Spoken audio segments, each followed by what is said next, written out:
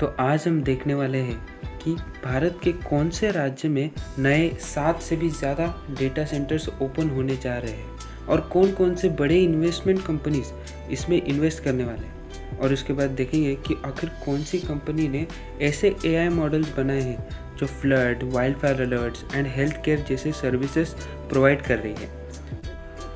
तो गाइस, स्वागत है आपका इस चैनल में जिसमें मैं टेक अपडेट्स, न्यूज़ के बारे में बताने वाला हूँ। तो शुरू करते हैं।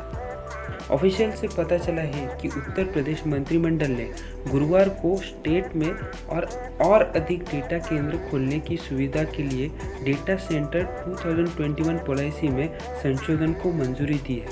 ऑफिशियल्स के मुताबिक नॉर्थ इंडिया में सबसे पहला डेटा सेंटर ओपन हो रहा है, वो है ग्रेटर नोएडा में। उसके बाद अब राज्य सरकार ने प्रदेश में 7 और डेटा सेंटर खोलने का फैसला किया है। इस तरह ग्रेटर नोएडा के डेटा सेंटर को मिलाकर कुल 8 डेटा सेंटर हो जाएंगे। इन डेटा सेंटर्स के अलावा भी आईटी पॉलिसी 2017 में 3 इन्वेस्टमेंट प्रपोजल्स को अप्रूवमेंट दी गई है। मतलब इनमें एक माइक्रोसॉफ्ट है, जबकि दूसरा MACQ और तीसरा पेटीएम। ये तीनों कंपनियां नोएडा में इन्वेस्ट करेंगी, बल्कि MACQ 483 करोड़ का इन्वेस्टमेंट कर रही है और पेटीएम जो इंडियन बेस्ड कंपनी है वो 638 करोड़ इन्वेस्ट कर रही है।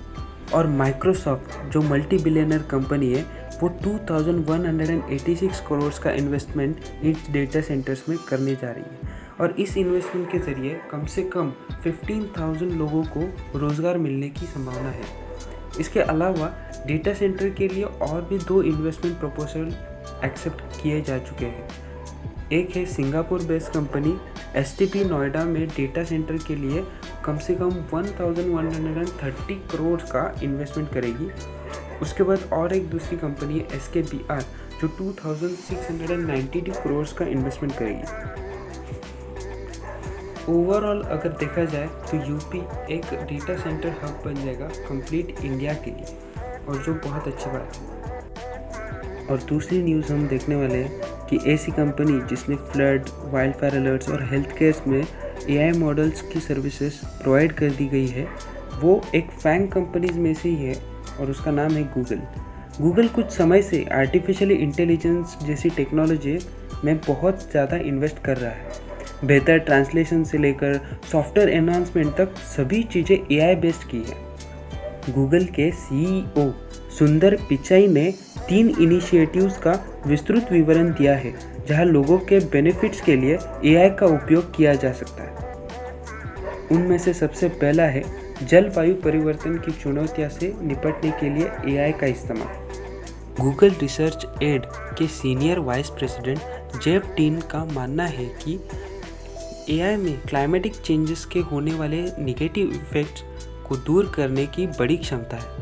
इस संबंध में गूगल वास्तविक समय में जंगल की आग को पहचानने और ट्रैक करने के लिए AI मॉडल को ट्रेन करने के लिए सैटेलाइट इमेजरी का उपयोग कर रहा है, जिससे यह अनुमान लगाने में मदद मिलती है कि वे कैसे विकसित हो रहे हैं।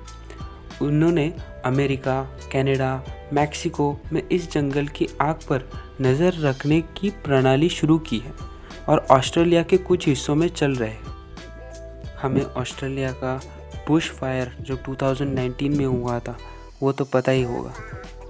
ऐसी घटनाएं बार बार ना हो इसके लिए जुलाई के बाद से उन्होंने अमेरिका और कनाडा में 30 से अधिक बड़े जंगल की आग की घटनाओं को कवर किया है, जिससे हम उनके उपयोगकर्ताओं को सूचित करने में मदद मिलती है, ऐसा डीन ने कहा है। और डीन का ये भी कहना है कि गूगल ने गूगल सर्च एंड मैप्स पर 23 मिलियन लोगों को 115 मिलियन फ्लड अलर्ट्स नोटिफिकेशन भेजी है, जिससे अनगिनत लोगों को जान बचाने की मदद मिली। उसके बाद हमारा दूसरा मॉडल है 1000 बोली जाने वाली भाषाओं के लिए AI मॉडल। गूगल ने ये भी अनाउंस किया है कि ये जो AI मॉडल बना रहे हैं वो 1000 लैंग्वेजेस की इनिशिएटिव्स रखता है। 1000 लैंग्वेजेस की इनिशिएटिव्स मतलब ये AI मॉडल 1000 सबसे अधिक बोली जाने वाली भाषाओं को सपोर्ट करेगी। और डीन का ये भी कहना है कि लॉन्ग टर्म ये जो सोच है उनकी वो लॉन्ग टर्म एफर्ट तक है। गूगल ने एक universal speech model USM develop किया है जो 400 से अधिक भाषाओं के लिए ट्रेंड है। दक्षिण एशिया में गूगल लोकल गवर्नमेंट्स, NGOs और एकेडमिक इंस्टीट्यूशन के साथ काम कर रहा है ताकि अंततः सभी क्षेत्रों की बोलियों और भाषाओं से प्रतिनिधि ऑडियो नमूने एकत्र किए जा सके। स्वास्थ्य सेवा के लिए AI मॉडल। टीन का यह भी कहना है कि गूगल इस बात पर शोध कर रहा है कि AI कम लागत वाले अल्ट्रासाउंड उपकरणों से आउटपुट को पढ़ने और उनका विश्लेषण करने में मदद कर सकता है, जिससे माता पिता को गर्भावस्था में पहले मुद्दों की पहचान करने के लिए आवश्यक जानकारी मिल सके। उन्होंने आगे कहा है कि हम अपने automated retinal disease assessment tool यानी ARDA के माध्यम से डायबिटिक रेटिनोपैथी स्क्रीनिंग तक पहुंच बढ़ाने के लिए देखभाल करने वालों और पब्लिक हेल्थ एजेंसियों के साथ पार्टनरशिप जारी रखने की योजना बना रहे हैं।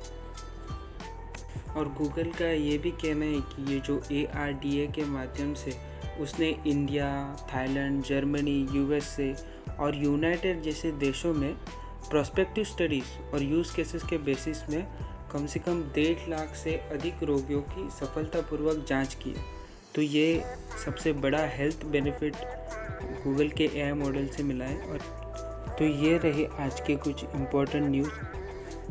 तो आखिर तक देखने के लिए थैंक यू। अगर ये वीडियो आपको पसंद आया तो लाइक करें, शेयर करें, सब्सक्राइब करें। Thank you.